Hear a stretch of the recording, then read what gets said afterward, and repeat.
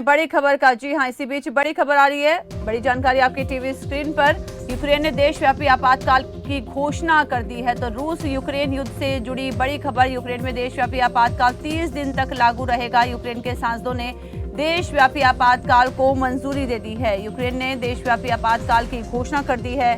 तो लगातार रूस यूक्रेन का जो ये मामला है, ये गंभीर होता हुआ नजर आ रहा है। टेंशन लगातार बढ़ती जा रही है। यूक्रेन के सांसदों ने देशव्यापी आपातकाल की घोषणा कर दी है। आपको बता दें कि प्रतिबंधों की यहां पर घोषणा भी की गई है। यूक्रेन की राजधानी में धमाके हुए हैं। खार्किव इलाके में बड़ा धमाका हुआ है। यूक्रेन के इंटरनल अफेयर्स मंत्री का एक महत्वपूर्ण बयान भी सामने आया है। रूस ने कीव पर बैलिस्टिक मिसाइल दाग दी है। ब्रिगेडियर विनोद दत्त हमारे साथ जुड़ गए हैं। विनोद जी, बहुत बहुत स्वागत आपका करना चाहूंगी खबर फास्ट पर। जिससे कि आप मौजूदा हालात देख पा रहे हैं, रूस यूक्रेन का ये मामला लगातार बढ़ता जा रहा है। वैश्विक स्तर पर इसका असर भी देखने को मिल रहा है। किस तरह से देखते हैं आप इस स्थिति को, और क्या लगता है आने वाले दिनों में कितना असर आम जनता और पूरे के पूरे इकोनॉमी पर देखने को मिलेगा? देखिए, ये जो सूरत हाल है, ये उभर के आई है, इसकी परिकल्पना पूरे विश्व ने की हुई थी और रशिया ने एकदम साफ कर दिया था और ये बता दिया था। और जिस तरह का ट्रुप डिप्लॉयमेंट चल रहा था, तो ये बिल्कुल क्लियर था कि रूस कोई ना कोई इस तरह का ऑफेंसिव प्लान करेगा। जी। रूस ने पूरी जानकारी और चेतावनी अमेरिका को या जो नेटो कंट्रीज थी उनको भी दी थी कि अगर आप ज्यादा इंटरेस्ट लेंगे यूक्रेन में तो रूस यूक्रेन पे हमला करने से गुरेज नहीं करेगा। और रूस ने वही किया। अमेरिका यूक्रेन को हमेशा ये सांत्वना देता रहा, ये सहयोग की बात करता रहा, कि शाबाशी देता रहा कि हम तुम्हारे साथ हैं। आज जब रूस ने उस पर हमला बोल दिया है तो अमेरिका केवल वक्तव्य दे रहा है या इकोनॉमिक सैंक्शंस लगा रहा है।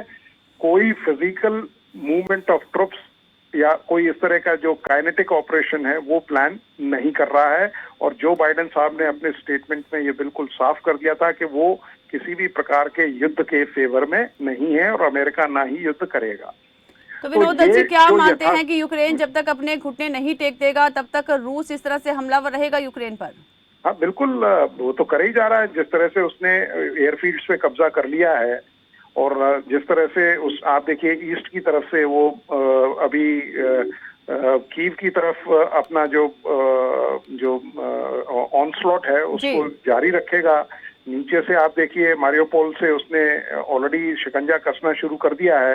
तो क्रीमिया को, ये जो पूरा एरिया है, जो दोनों ये जो स्टेट से लुहांस्क और डोनेट्स्क, उनको वो कनेक्ट कर रहा है। तो धीरे धीरे बड़ी सोची हुई रणनीति के हिसाब से वो बढ़ रहा है और अमेरिका एक मूक दर्शक बन के रह गया है। जी विनोद जी, जैसे सब साइबर अटैक हो रहे हैं यूक्रेन पर, मार्शल लॉ यहाँ पर लगा दिया गया है, आपातकाल की पूरी तरह से स्थिति जो है वो देखने को मिल रही है। यूक्रेन पर मिसाइल्स दागी जा रही हैं, इस तरह की भी जानकारी मिल रही है कि बहुत से लोग भी इसमें मारे गए हैं। तो कहीं ना कहीं माना जाए कि रशिया ने चारों तरफ से घेरा हुआ है यूक्रेन को, और अब क्या लगता है क्या कुछ हो सकता है बीच का रास्ता?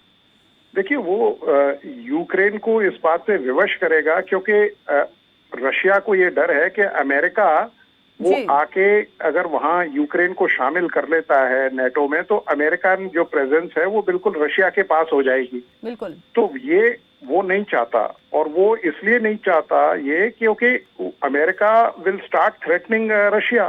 तो वो ये तो वजूद की लड़ाई है और रशिया ये बिल्कुल नहीं चाहेगा, चाहे उसको और कई हमले करने पड़े यूक्रेन पे, तो वो ये चाहेगा कि यूक्रेन पे उसका कब्जा रहे।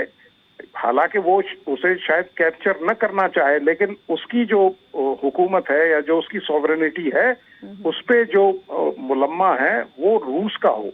जी, ब्रिगेडियर विनोद दत्त जी, अपना कीमती वक्त देने के लिए, खबरफास्ट से बातचीत करने के लिए आपका बहुत बहुत धन्यवाद। तो लगातार ये टेंशन जो है बढ़ती हुई जा रही है। रूस और यूक्रेन में हम लगातार टेंशन वाला माहौल जो है वो देख रहे हैं। आने वाले दिनों में क्या कुछ इस पर गतिविधि होगी ये देखना बेहद ही अहम होगा। वक्त होता है एक छोटे से ब्रेक का, जल्द हाजिर होते हैं। बने रहिए खबर फास्ट के साथ।